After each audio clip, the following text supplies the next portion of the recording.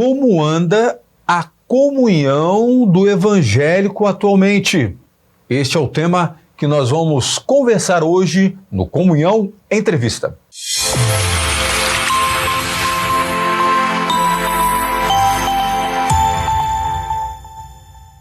Apesar do país ser quase 90% cristão e o número de igrejas evangélicas ter aumentado mais de 500%, ainda assim o povo de Deus tem enfrentado problemas com relação à comunhão e, consequentemente, o seu relacionamento entre os próprios irmãos.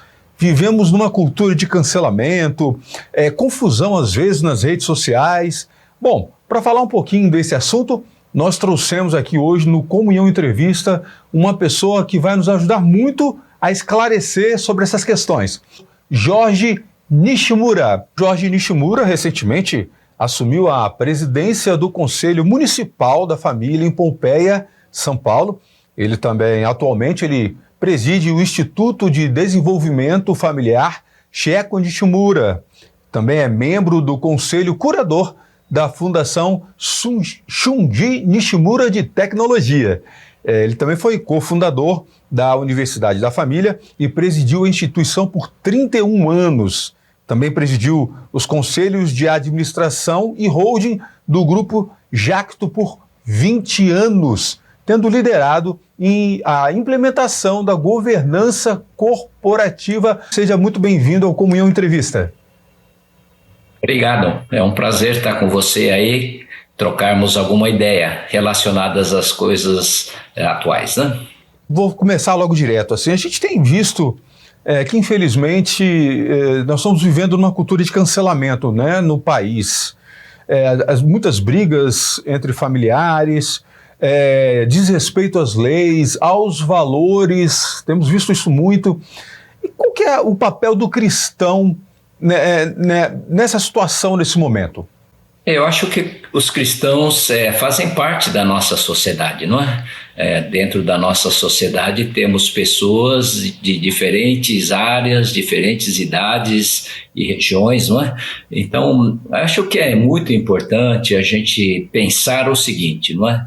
Que uma sociedade formada por pessoas imaturas, né? Aquelas pessoas que ainda não alcançaram a maturidade, alguns que estão desenvolvendo a sua maturidade, e também temos na sociedade uma parcela delas que são maduras, não é? Então, quando a gente fala, né, de que a gente vive um momento assim um pouco caótico na nossa sociedade, temos que entender que ela é produto desse agrupamento de pessoas onde se misturam as pessoas mais maduras com as pessoas imaturas. Eu acho que o processo é esse mesmo, né? Não tem como a gente fugir disso, e o simples fato de ser cristão não significa maturidade, né? Cristão são aquelas pessoas que tiveram em algum momento da sua vida, né, uma decisão com Jesus Cristo, né? Então isso é o ponto de partida, mas entre esse ponto e até o nível de maturidade tem um longo caminho a ser trilhado, né? Então, eu creio que parte das confusões que a gente tem é típico, né, de uma casa onde nós temos crianças ou adolescentes que ainda não têm consciência, entendimento. Eu acho que essa é a questão básica da nossa sociedade hoje, né? E devido basicamente ao acesso às mídias sociais, né, todo mundo está falando. As pessoas que ainda não são maduras, as criancinhas, os adolescentes, os adultos espirituais, todo mundo está falando na mídia, não é? Então isso traz um eco, né, dentro da sociedade que parece que está tudo fora do lugar, né? Mas eu acredito que as coisas não estão tão ruins assim como as pessoas pensam, não é? No nosso país, ele, em sua maioria, se você for contar aí cristãos católicos, evangélicos, quase que 90% do país é cristão. Será que a igreja falhou no seu trabalho? Porque, pela ordem lógica das coisas, não era para ser assim num país tão cristão, né? Qual a sua opinião sobre isso? Eu acho que temos que considerar, né, que uma parte daqueles que são nominalmente chamados cristãos são pessoas que só dizem que são, né, mas não são praticantes, na verdade. Antigamente a gente via muito no catolicismo, né, os católicos nominais, né? Hoje a gente vê esse fenômeno também nas igrejas evangélicas. Nós encontramos um grupo muito grande, na realidade talvez uma maioria, né, de pessoas que são nominalmente cristãos católicos ou evangélicos, né? Então não dá para a gente tomar uma referência. Outra vez nós não podemos tomar referência porque a gente se denomina cristão, que a gente viva realmente a vida cristã na sua plenitude. A gente está num processo de aprendizado, né? Assim como toda criança, todo adolescente comete erros, né? E são imaturas, eu creio que o mesmo acontece dentro das igrejas também, né? Então eu olho como um processo, né, de amadurecimento. Agora é importante que o povo amadureça. Só para completar isso aí, o senhor acha que então está faltando, pelo que o senhor falou aí, a colocar em prática o que se aprende na igreja, né? Você acha que isso tem a ver com a falta da comunhão com Deus ou uma comunhão de baixa qualidade? Seria alguma coisa nesse sentido?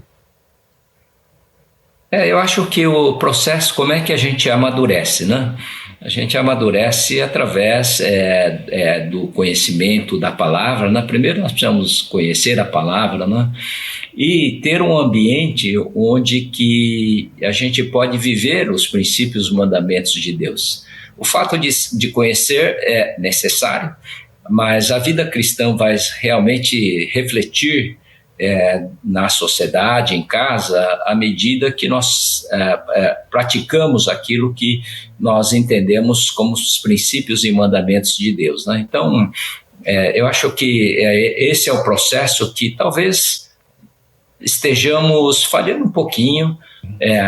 Talvez as igrejas não estão conseguindo levar as pessoas a um crescimento espiritual, né, através da vivência, da prática espiritual. Talvez seja um pouco do defeito das igrejas de hoje, muito baseada às vezes em programas e pouco talvez no discipulado, né, na transferência de princípios e valores para as pessoas, né? Era exatamente isso que eu ia te perguntar, porque o senhor falou que a igreja também tem sua parcela de responsabilidade nessa situação, e eu queria até te perguntar para saber que responsabilidade, que a parcela é essa que a igreja precisa melhorar, que não está funcionando assim.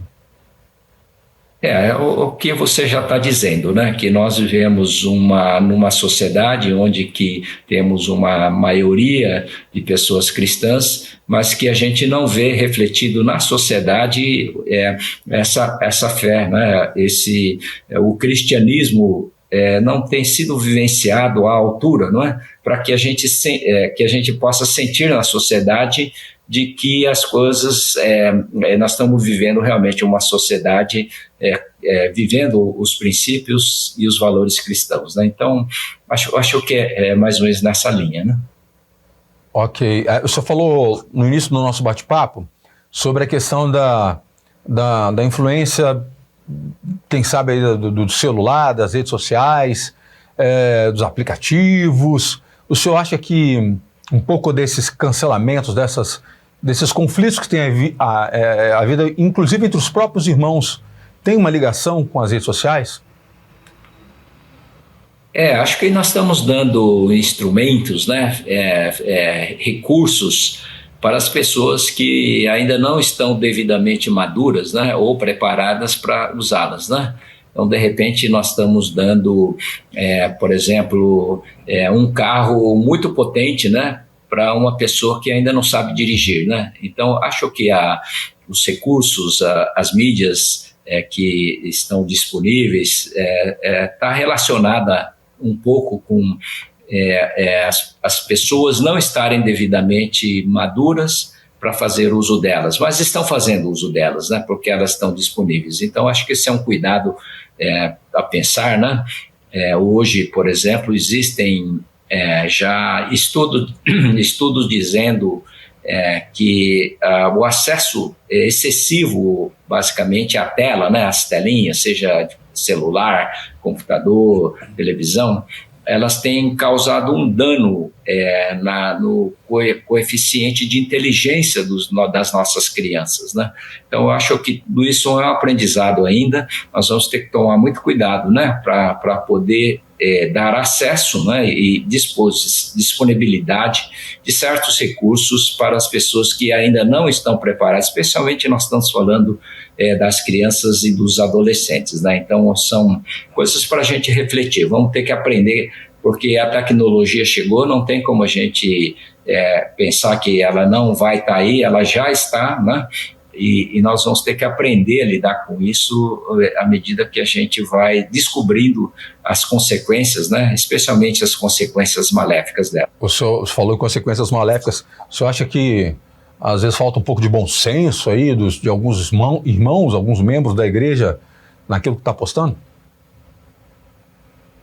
Não, eu acho que falta o conhecimento da palavra, né? Porque se as pessoas estão bem fundamentadas na palavra de Deus, as pessoas vão saber lidar muito bem, de forma equilibrada, respeitosa, né, com as pessoas, né? Então, acho que tem muito a ver com a própria pessoa, de como saber lidar em situações diversas, né? Então, não podemos culpar a tecnologia como algo maléfico. É neutro, na realidade está disponível, né, para todo mundo. É como uma faca, por exemplo, né? Uma faca é muito útil para a gente saber, para quem sabe usar, mas a gente não permite que crianças pequenas usem facas afiadas, né? E muitas vezes também as facas são usadas como armas. Então, tudo isso é a consciência, o aprendizado, né? E a maturidade para saber lidar com os recursos que são disponibilizados para a gente. A gente tem acompanhado, principalmente nos últimos 2, 3 anos, uma verdadeira polarização em relação à política no nosso país. É como se fosse o lado A contra o lado B, ideologias de um lado, ideias de outro, e nós vimos muitos irmãos de igreja brigando até nas redes sociais, né? Ficando até inimigos por causa de política. Eu queria saber do senhor, como que o senhor vê essa situação? O senhor acha que essa questão política também tem atrapalhado a questão da comunhão entre os membros? Como é que o senhor vê essa situação? Acho que o fenômeno, né, da polarização parece ser um fenômeno mundial, né? A gente vê esse mesmo fenômeno acontecendo em muitos países pelo mundo afora. Então, acho que é um fenômeno mais moderno. Eu não me lembro de ter visto, né, esse nível de polarização, mas talvez porque hoje existe a mídia social, existem as mídias muito intensas, né? Então, talvez isso tenha, de certa forma, trazido, vamos dizer, essa sensação, né, de polarização maior, né? Mas, de fato, há uma polarização, né? Agora, eu acho assim que a polarização, eu acho que o respeito, né, é muito importante, não é? Acho que nós não podemos abrir mão, por exemplo, dos valores, dos princípios espirituais, dos mandamentos, essa coisa que nós não podemos abrir mão e temos que lutar mesmo por ela, né? Mas, no outro lado, eu acho que quando a gente agride através da mídia as pessoas, né? Quando nós ofendemos vamos dizer, a gente faz mal para a identidade das pessoas, eu acho que aí nós estamos entrando num campo muito ruim, porque isso gera muitas feridas, né?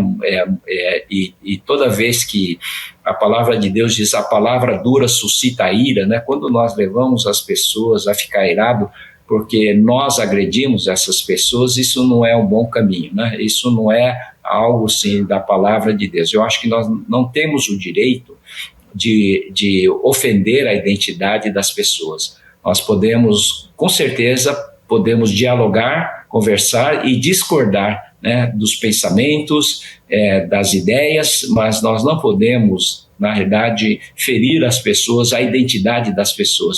Essa é uma coisa muito preciosa, nós não podemos tocar nesse ponto, né? Mas podemos discordar, sim, das ideias, né? Até a teologia também se discute muito, ninguém concorda com tudo, né? Aliás, vem muitas discordâncias e está tudo ok, desde que isso seja feito num ambiente de respeito, né? Eu queria que o senhor falasse mais ou menos o que o crente pode fazer para melhorar um pouquinho, né, para estimular essa experiência aí de comunhão, não só na igreja, mas também na família, no ambiente de trabalho. O que ele pode fazer para melhorar isso aí? Eu acho que é simplesmente viver, não é, aquilo que é o evangelho, né? Amar ao próximo como a ti mesmo. A gente está no estágio de construção. O que existe muito que quando a gente é imaturo, a gente sempre acha que alguém tem que fazer alguma coisa por nós, não é? E a gente sempre acha que a solução vem de fora, não é? Eu creio que dentro da vida prática cristã, o que de fato nós podemos trazer de contribuição para a sociedade, para a igreja, para a família, não é? Nós temos que pensar que nós somos os atores, né? Nós não somos espectadores da vida, nós somos atores da vida, somos protagonistas, né? E nós podemos fazer aquilo que está ao nosso alcance, não é? Eu não consigo fazer as pessoas mudar de ideia, eu não consigo obrigar as pessoas a fazerem o que eu quero, o que eu penso, né? Mas eu posso fazer aquilo que acho que eu devo fazer. A ação positiva, né, proativa dentro da sociedade, e eu acho que é isso que a gente precisa. Em vez de ficar sempre olhando os outros como resposta, nós temos que olhar para a gente mesmo e dizer, olha, nós podemos ser parte da solução dos problemas que a gente vive hoje. Se a gente consegue olhar desse jeito, nós não vamos ficar em crise, não é? Na realidade, a gente tem muita coisa para fazer. O mundo hoje tem uma demanda, uma necessidade enorme de coisas que precisam ser feitas, né? E que nós podemos trazer a contribuição. Cada um faz um pouco, né? Nós não vamos resolver o problema do mundo, mas nós podemos resolver os problemas que estão ao nosso alcance e que nós temos recursos para fazer essas coisas, né? Então, olhar muito mais de como ser um protagonista na nossa sociedade, ser o lado bom e construtivo da nossa sociedade, em vez de ser o crítico, né? Nós muitas vezes ficamos julgando os outros, ficando esperando que os outros vão fazer as coisas para a gente, nós ficamos esperando que todo mundo pense igual a gente. Bom, isso não vai acontecer. Então, para o bem da nossa saúde mental, né, espiritual, vamos fazer aquilo que está ao nosso alcance e viver, né? A Bíblia fala, toma a sua cruz, né? Dia a dia, tome a sua cruz e siga-me. Significa que vamos fazer o nosso sacrifício, vamos fazer as nossas ações que possam trazer contribuição para a sociedade em que nós vivemos, né? Isso vale para dentro da igreja, dentro de casa e dentro da própria comunidade. Tá certo. Olha, muito obrigado mais uma vez pela participação. E você, gostou do nosso bate-papo? Quer compartilhar com outras pessoas? Então faça isso agora. Clica, curte, né, dá o seu joinha, compartilha com outras pessoas, se inscreve no nosso canal para que outras pessoas também possam ser abençoadas por essa mensagem. Tá certo? Um abraço e até a próxima.